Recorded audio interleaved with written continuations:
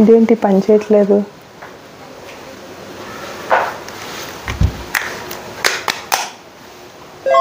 ఏ పని చేసింది, thank you. ఇది పని చేయట్లేదు.